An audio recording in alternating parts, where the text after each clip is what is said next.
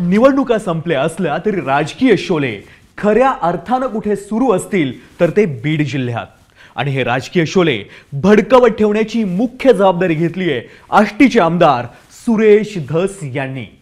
त्यांच्या निशाण्यावर आहेत परळीचे आमदार आणि फडणवीस सरकारमधील मंत्री धनंजय मुंडे। मस्साजोग हत्या प्रकरणाच्या निमित्ताने मुंडे धस वादाचा पुढचा अंक बीड जिल्ह्यात सुरू झालाय।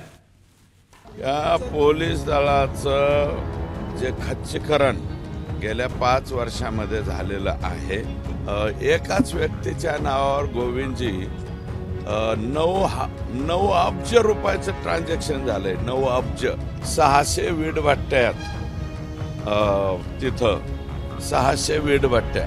बीड जिल्ह्यातलं कोणतंही प्रकरण घ्या, त्याच्या पाठीमागे आखा धनो भाऊ हे आपलं विमान 60,000वरून खाली आणा, तुमचं पालकमंत्रीपद तुम्हाला लखला, तुला कोणी घेरलं बाबा, आम्ही कशाला घेरू। हे आहेत सुरेश अण्णा धस। यांची वेगळी ओळख करून द्यायची आता गरज नाही, तरीही कॉन्टेक्स्टसाठी संदर्भ लागावा म्हणून उजळणी करूया। सुरेश धस नुकतेच बीड जिल्ह्यातल्या आष्टी मतदारसंघातून भाजपचे आमदार झाले।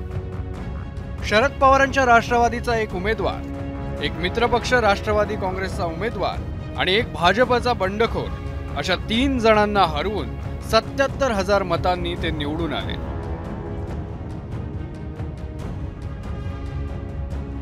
निकाल लागल्या क्षणापासून त्यांची तोफ धडाडते। विजयी मिरवणुकीच्या भाषणातच त्यांनी भाजप नेत्या पंकजा मुंडेंवर तुफान टीका केली होती।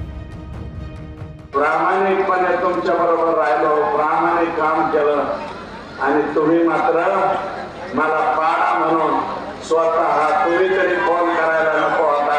पंकजाताई जीवापासून आणि तळ हाताच्या पोळाप्रमाणे सांभाळलेला काही वंजारी समाज माझ्या बरोबर प्रामाणिकपणे।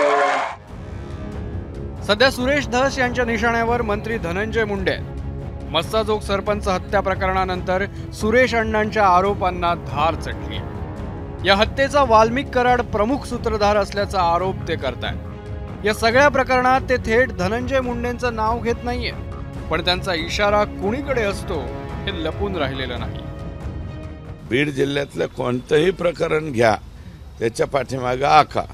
आता इथून 15-20 किलोमीटर अंतरावर 50 का 60 एकर जमीन दुसऱ्याच्या जमिनीतून मुरुम काढून आणायचा रसाळ नावाचे लोक आहेत, आणि आकांनी तिथं काहीतरी 50 एकर जमीन घेतली, पूर्ण बोगदाच बुजलाय।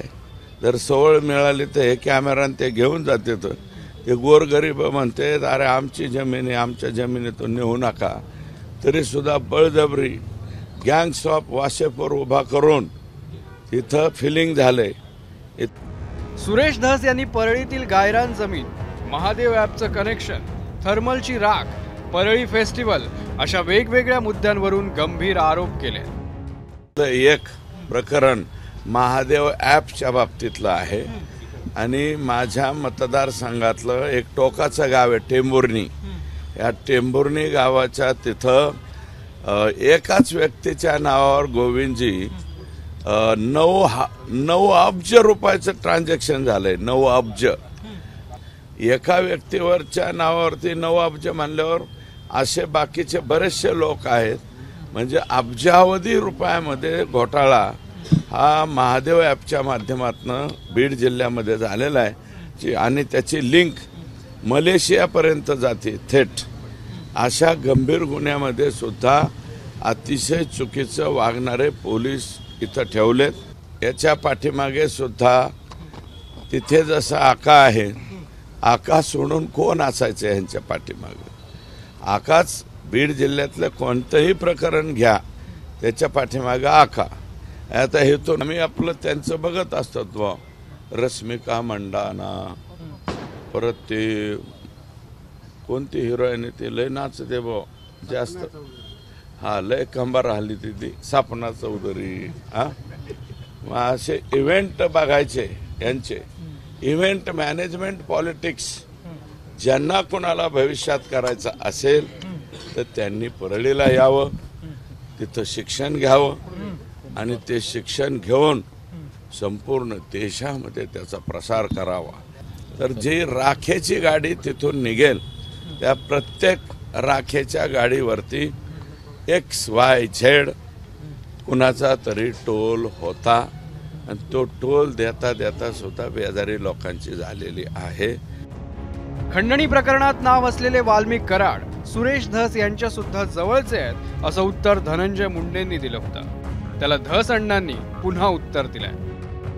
वाल्मिक करारांची जवळीक सुरेश धसांच्या सोबत होती. माझ्या जवळचे तर ते आहेतच.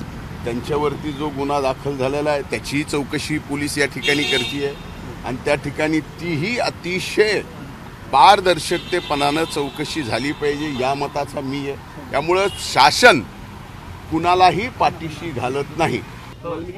हो, कसे संबंध आहेत, मधुर, अमधुर, सुमधुर, कसे संबंध सांगितले पाहिजे ना. मधुर संबंध, सुमधुर संबंध. ऐका, एक मिनिट ऐका. राजकारणामध्ये तुम्ही पण माझे मित्रच होते ना, परंतु मित्र म्हणून तुम्ही वागत असताना त्याची तारीख सांगाल, कागद आहे माझ्याजवळ, उद्याच्याला सांगेल ना लोकांच्या पुढं कोणत्या तारखेपासून तुमचे आणि माझे संबंध चांगले राहिले नाही ते मी सांगेल. सुरेश अण्णा धस भाजपसाठी अवघड जागेचं दुखणं बनलेत का असा प्रश्न विचारला जातोय. या प्रकरणाबाबत भाजपचे प्रदेशाध्यक्ष चंद्रशेखर बावनकुळेंनी ठेवणीतली प्रतिक्रिया दिली आहे. मी सुद्धा याच्यामध्ये सुरेश धसशी बोलणार आहेत आणि सुरेश धसशी मी चर्चा करणार आहे. शेवटी काही सुरेश धस साहेबांच्या मला शंका असतील त्या सरकारसमोर मांडल्या पाहिजे. या तपासातल्या बाबी सुटणार नाही याची काळजी आम्हाला घ्यायची आहे आणि सर्वांनाच घ्यायची आहे. घटनेचा तपास महत्वाचा आहे आणि त्या तपासामध्ये कुठलंही स्टेटमेंट असे नको ज्या स्टेटमेंटनी या तपासाला थोडी त्या ठिकाणी अडचण निर्माण होईल. सुरेश अण्णांची आतापर्यंतची राजकीय कारकीर्द पाहिली तर आपल्या प्रदेशाध्यक्षांचं ते किती ऐकतील याबद्दल शंकाच आहे. जातीचा विचार कितीही नाही करायचा म्हटलं तरीही बीडमधल्या बदलत चाललेल्या जातीय समीकरणात सुरेश अण्णा धस यांची आत्ताची भूमिका त्यांना आष्टीमध्ये दूरगामी फायद्याची ठरेल असं बोललं जात आहे. ब्युरो रिपोर्ट, ABP माझा. ABP माझा, उघडा डोळे बघा नीट.